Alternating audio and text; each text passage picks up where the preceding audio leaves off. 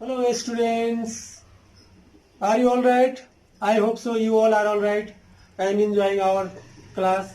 And so today we have the second class. First, that's demo class I had given you, and you all enjoyed a lot, and lots of response came to that video which I had posted on the Facebook wall, and I think you all are enjoying, and so I became encouraged to shoot another video. And actually you all are interested to study, then why should not I teach you?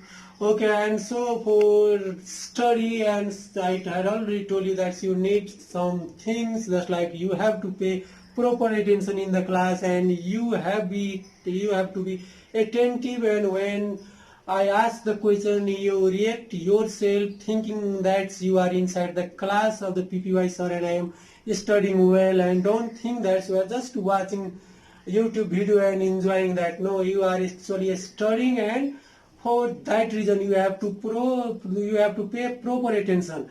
If you pay proper attention, then I am quite sure that you will understand 100%, not even the 99%.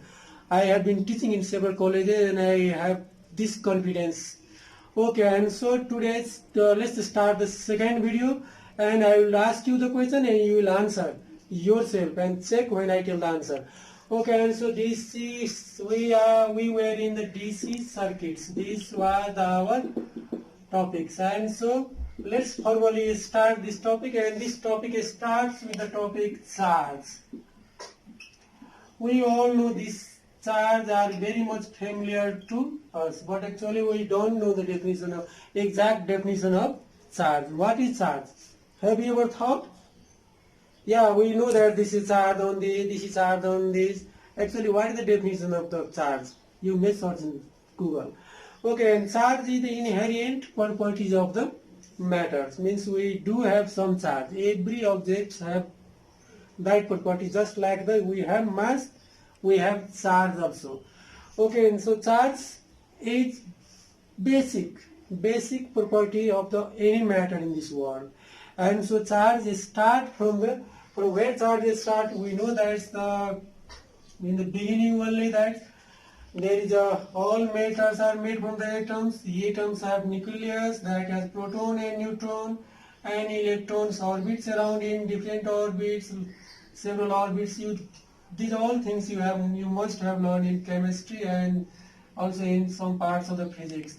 And so these are the electrons. We know that electrons revolves around the nucleus in different orbits, and we know that electron has negative charge, proton has positive charge. But how can you say that electron has negative charge and proton has positive charge? Someone told, and we believe it. There is no any other reason, and there is no reason why electron has negative charge. Someone has supposed that electron has negative charge, so we all follow that, and electron has a negative charge, and equal charge on the proton that has a positive charge.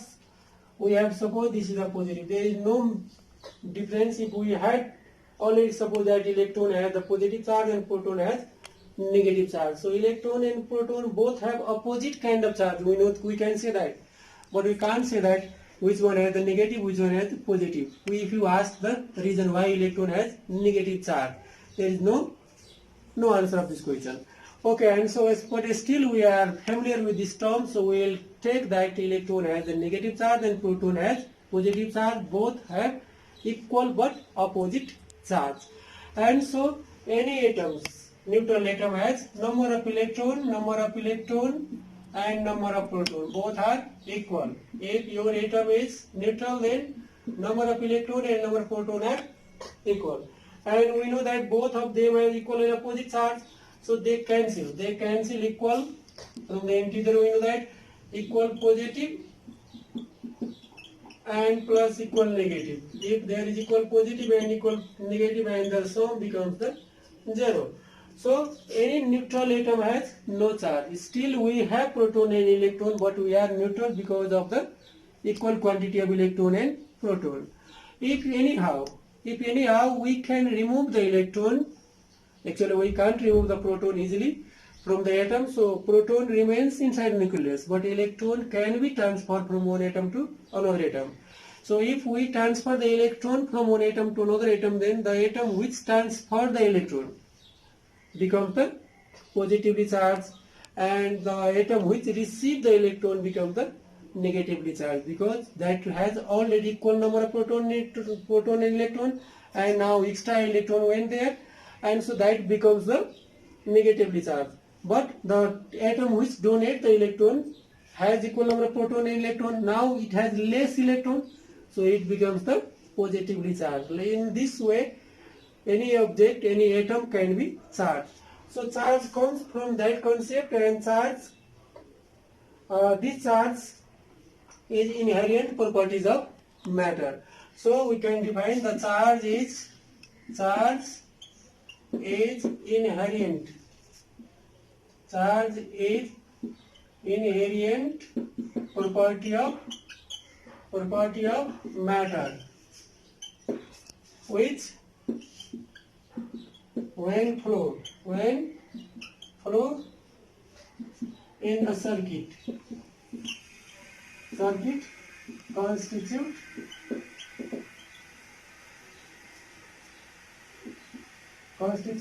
current.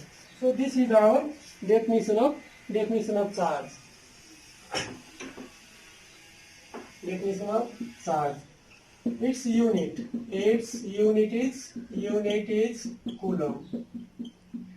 Coulomb we denote by C. And so question is its flow constitute the constitute the current. I have to write, I don't know the charge, current. So here is the two terms, charge and current. So question again comes in the mind, which one is the fundamental quantity, current or charge? Actually we have already learned that fundamental quantity, list of fundamental, there is the electric current or the fundamental quantity, and current itself depends on the charge. So how can you tell a current is a fundamental quantity? We have learned that definition, fundamental quantity is self-defined, does not depend on the other unit. But here we see that it depends on the charge. But we have supposed that the current has the fundamental quantity, as current can easily be measured rather than the charge. So be confident that the charge should be the fundamental quantity, but actually we are supposing that electric current as a fundamental quantity. So in terms, if I suppose that the current is fundamental quantity, then its unit should be its current is charge, but I am going to write this soon. And so Q equals to IT, and I is ampere and time is second. So ampere second, that becomes the coulomb. Okay, and so next, what device can we use to measure the charge? Yes, we can measure the charge by the device. Name of the device used to measure charge is electroscope. Electroscope, you have learned this in class 11. Okay, and so this is the charge. And sometimes we may use smaller unit of charge like the microcoulomb, nanocoulomb, picocoulomb, and so these are the small units of charge. Actually 1 coulomb charge is very big charge. Okay, and so you want to go on writing note, then you can write this also. Okay, and so you can pause video anytime to copy if you feel that it becomes the fast then. Okay, next terms comes here is the current. So what is current? Symbol for current is I.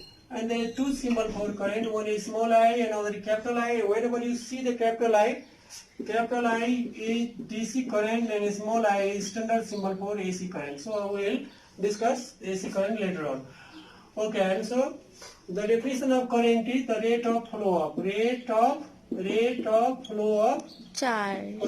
charge through any section of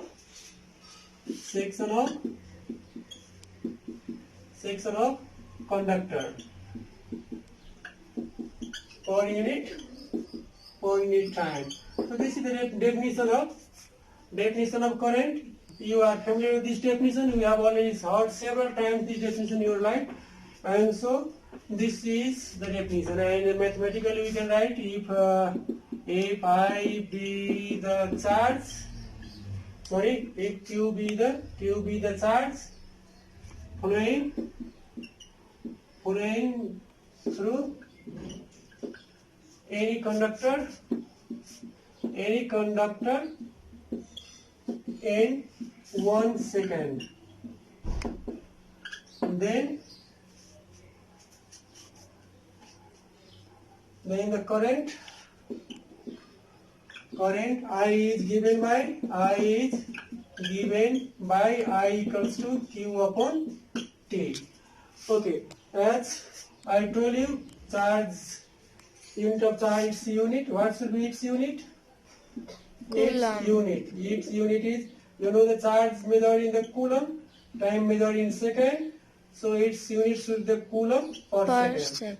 And coulomb second is termed as the ampere. So coulomb second is ampere. So if 1 coulomb charge flows through any section of conductor in 1 second, then we call that current as a 1 ampere. Of course, we have the standard definition of ampere, which we learn in the magnetism. Okay. For the time being, you remember that current is charged by time. Unit of charge is coulomb and time is second. So its unit becomes coulomb per second or ampere. In symbol we write A. Okay. And so what are the devices used to measure the current? So devices used to measure current. Device used to measure currents are ammeter,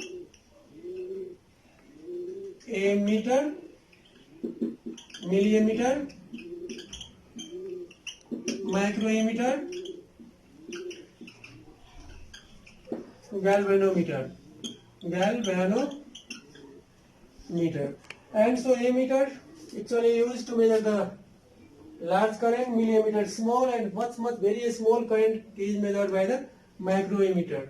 And millimeter of the order of the millimeter, and galvanometer very small current. It is used to detect the current. Okay, galvanometer.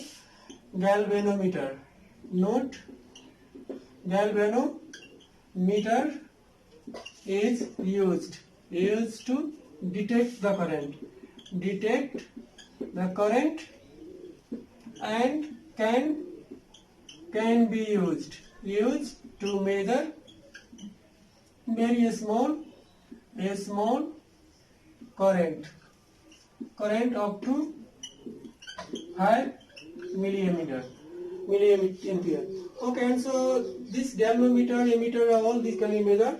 So there are smaller unit of current also, because sometimes current is very small and we can't measure into the ammeter. It's very a small quantity, so many, just like 0.000. It's very difficult to tell like this.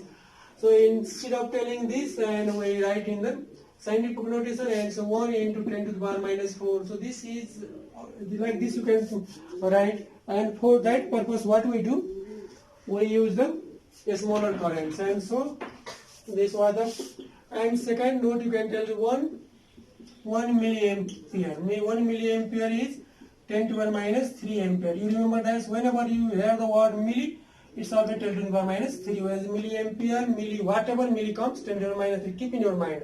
Okay? 1 milliampere means 10 to the power minus 3 ampere. 3 ampere. Okay. And likewise, 1 microampere is 10 to the minus 6 ampere. And sometimes it may come picoampere, then you can tell 10 to the minus 12 ampere. Nano, then 1 nano ampere becomes 10 to the power minus 9 ampere. So these are the this multiplier. These multipliers tell you the meaning of this nano, pico, whatever. Okay. So milli means 10 to the minus 3, micro means 10 to the minus 6, pico means 10 to the minus 12, and nano means 10 to the minus 9. So these are smaller currents which we have to measure, and we use these units. And we may need sometimes this conversion for the numerical problem. So we are going to cover numerical problem also in this video series. Even I will try to make some very important entrance questions also we will discuss. And so keep watching and enjoy this video. Okay, and so next, let me, and again I request you can pause the video if you want to make note. and copy it down.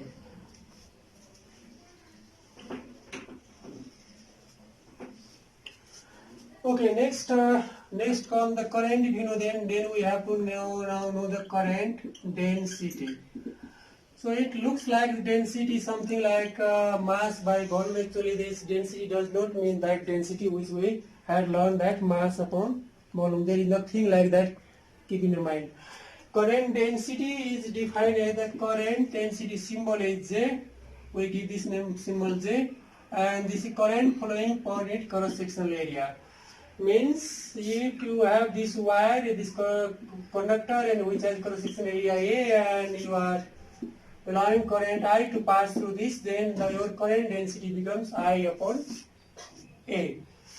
So if you take the area as vector quantity, if area is vector quantity, then current density should be the vector quantity, and so this becomes like this. And so current density is actually vector quantity. How it becomes vector?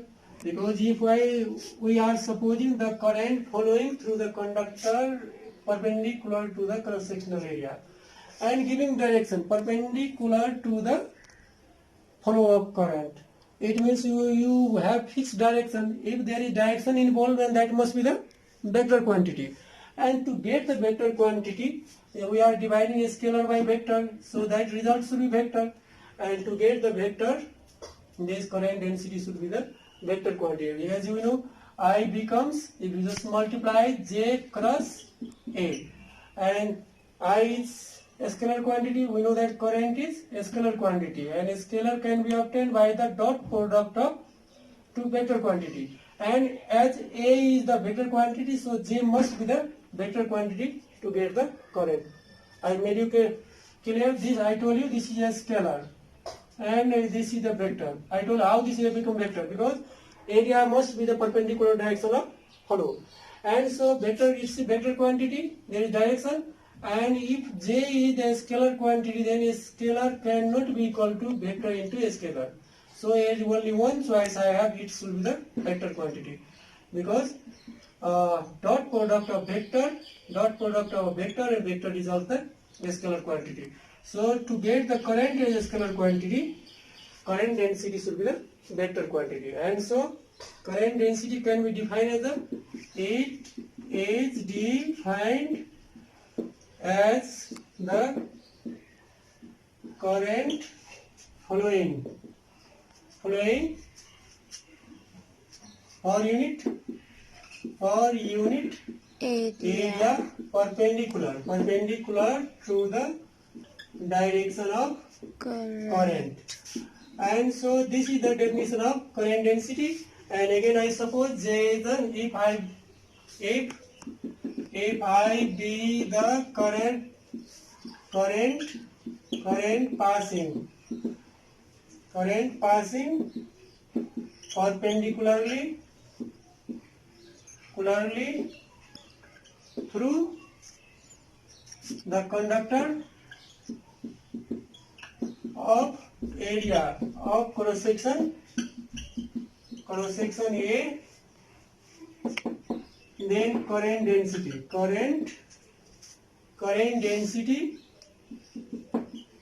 J is given by, what should be, as a again I will write J equals to I upon A. And so since A is perpendicular to direction of current, it is vector, and current is a scalar quantity,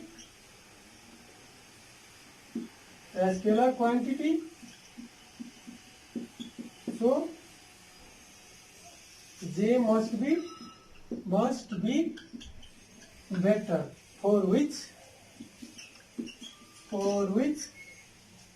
I equals to J dot A. Okay, and what should be its unit then? Its unit is current is ampere and area is meter square. So ampere per Meter square. ampere per meter square. So this is the current density. I hope you understand this concept also. This I made two figure. This is the area and this is the current flowing through this eye, and so current this area I have suppose this area. Okay, area per section. So students, are you getting this? Yes, Are you sir. enjoying? Okay, keep enjoying. And so don't take tension while studying.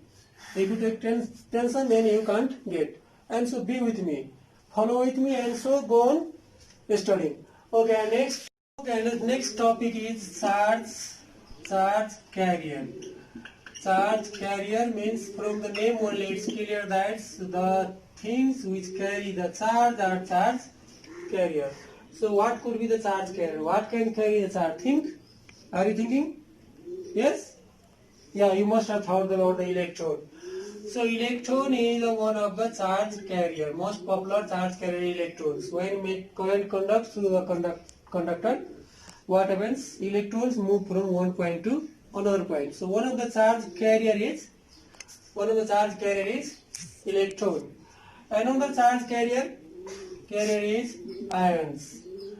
In the electrolytes, we know that when we put the salt into water, it dissolves, forms the sodium and chloride ions, and so sodium and chloride both ions moves through the electrolyte, and so this in that case there will be the ions will be the charge carrier. Okay, likewise you may have heard this, may not have heard this holes. Holes are also not charge carrier. This is opposite of the electrons in semiconductor. This is more this topic we will discuss in more details. For the time being, just remember the name. Holes is the one of the charge carrier like ions. Okay, and likewise maybe some case alpha particle also moves with the charge, and so these there are so many other can be, and these are the charge carrier. So charge carrier are the particle which carries charge from one point to another point. Points they are you can write they are electrons.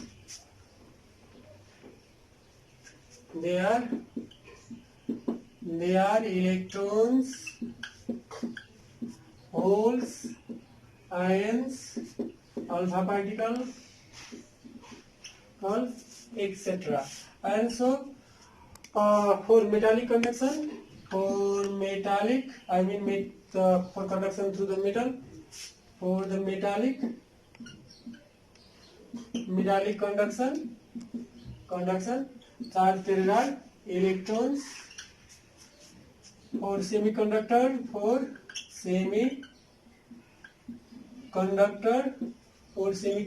charge carrier are electrons and holes. Likewise for electrolyte,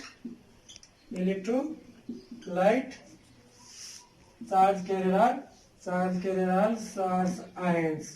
Ions means cations and anions. You know that cations are positively charged and anions are negatively charged. So these are the charge carrier. Charge carrier for the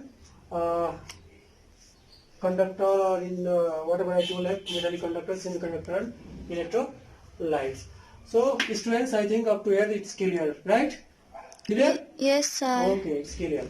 So next we are going to now discuss about the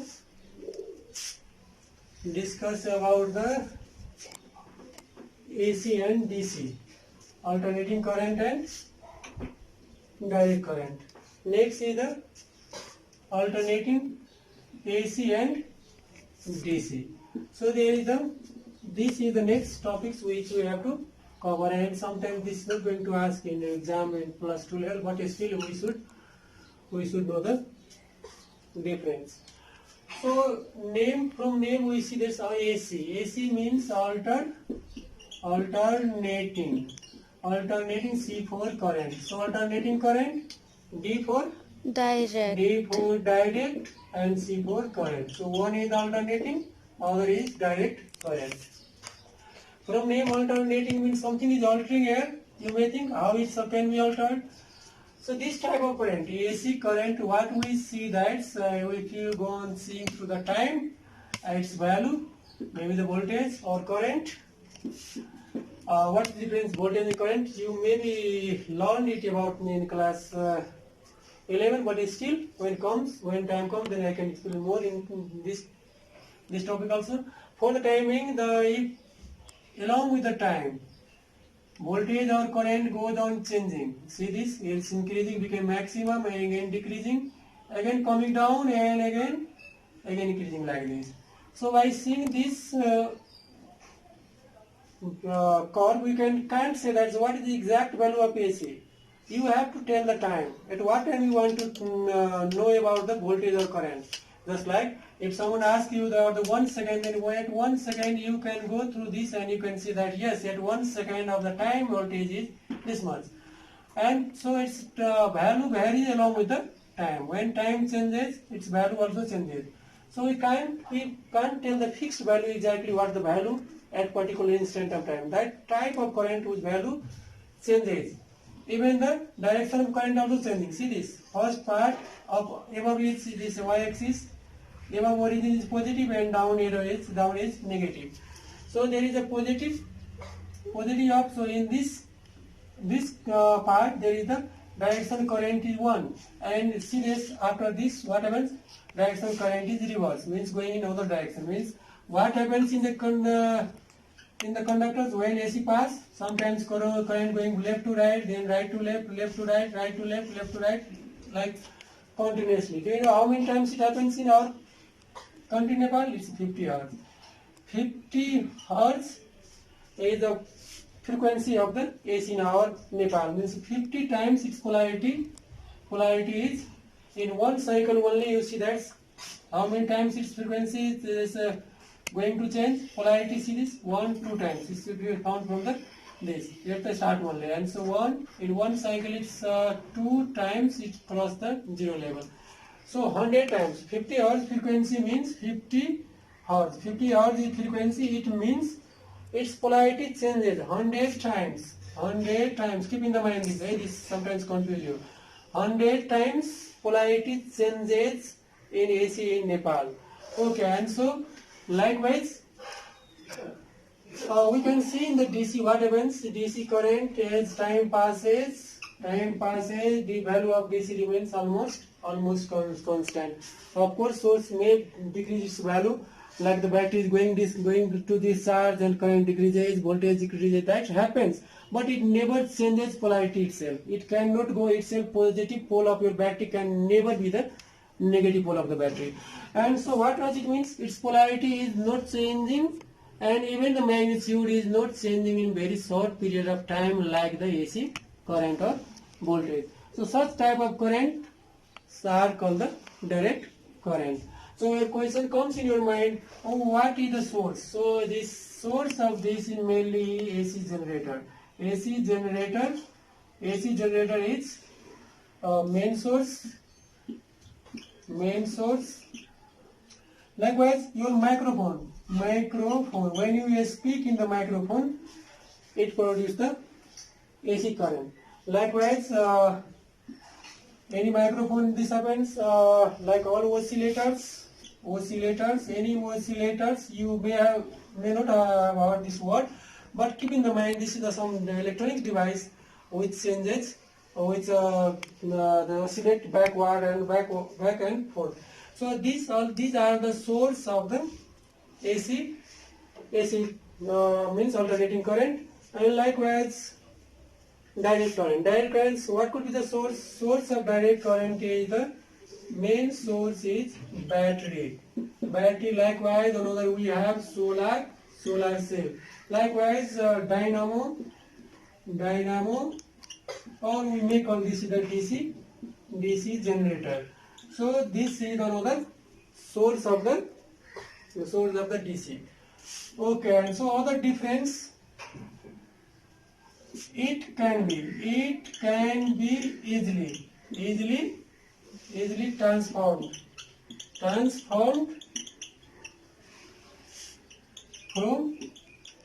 high value to low value, or vice versa.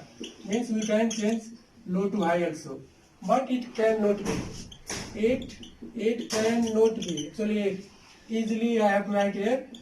It's nothing impossible to convert that voltage. We can change, but we cannot transform. It cannot be transformed high to low or vice versa. Likewise, I told it's not changing, so it's frequency. Sorry, it's changing frequency. It has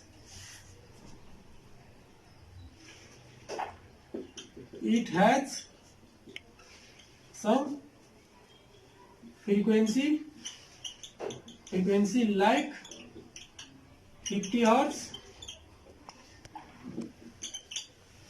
and it has zero frequency. It has zero frequency.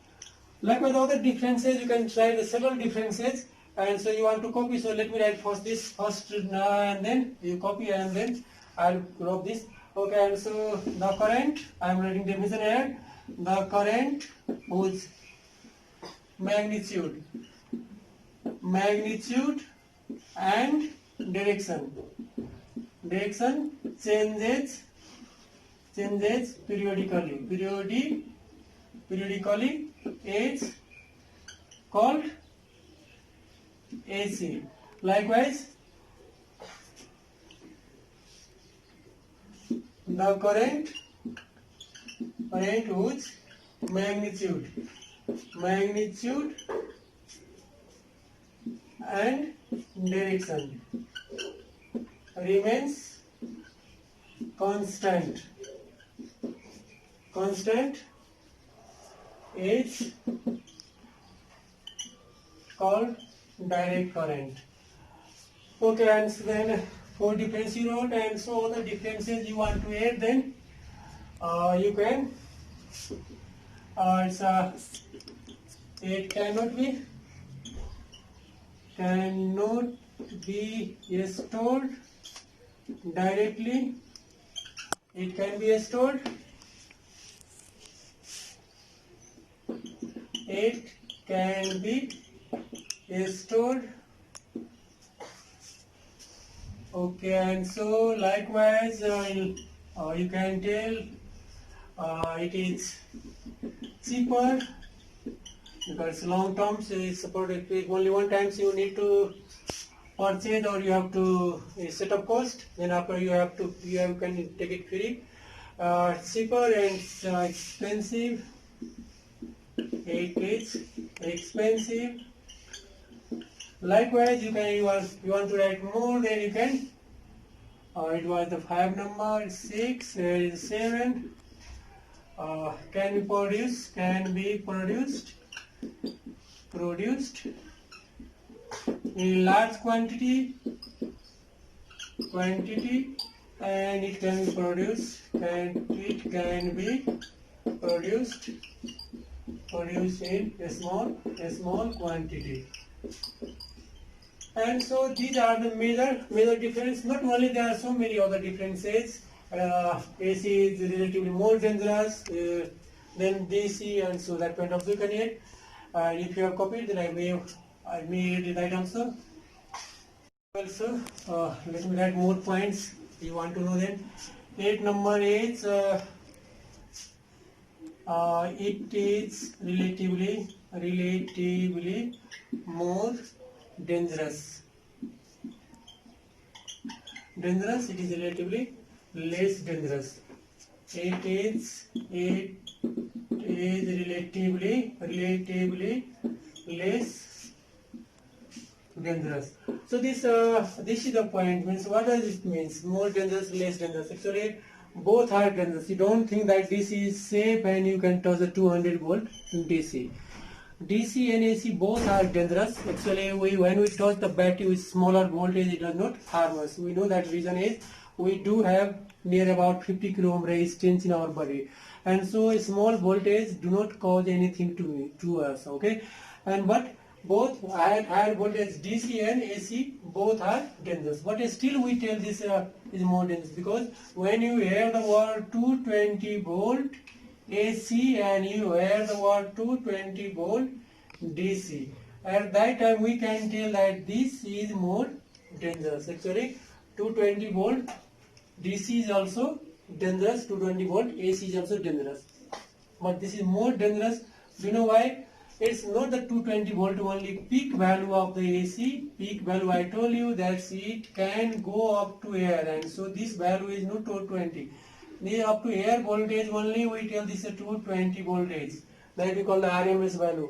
Actually peak value is root 2 times this. Means if you multiply this by root 2 times, then this we get almost 311 volt. 310 point something comes. So 311 volt means you are getting shock of 311 volt, and you are getting to 220 volt. So you may imagine that which one is more dangerous. So this is more dangerous in comparison to the DC of the same voltage. It means, right, it is more relatively less dangerous if voltages are same. Okay, and so I think this is more than enough difference. If you may find out the difference, you can add here, but I think this is enough. So friends, are you enjoying? Is this okay for you? If not, then you can comment. I can make the change in the future videos, right? And so, you can interact it with me whenever I tell yes, no, yes, then you at that time you think yeah. And don't let anybody to disturb you. You are not just watching the video, you are studying in your home in this difficult time of COVID-19. Okay, and so next these topics I covered, and I think do you want to study more, or should I make another video? I think you think it is the safe place for you to stop. And so soon I will shoot a next video, and so next video will be about the mechanism metallic conduction. That question comes in your exam, and that's most important question. And so in the first few video I am making you convinced that you have to study, and you can study by this way also. So if you are enjoying this video, then you can inform your friends, you can share it with your friends, you can share on your social media, so that more subscriber will be there, and if more subscribe I get more encouraged, and if more encouraged then I can teach you better. Thank you very much for joining the class.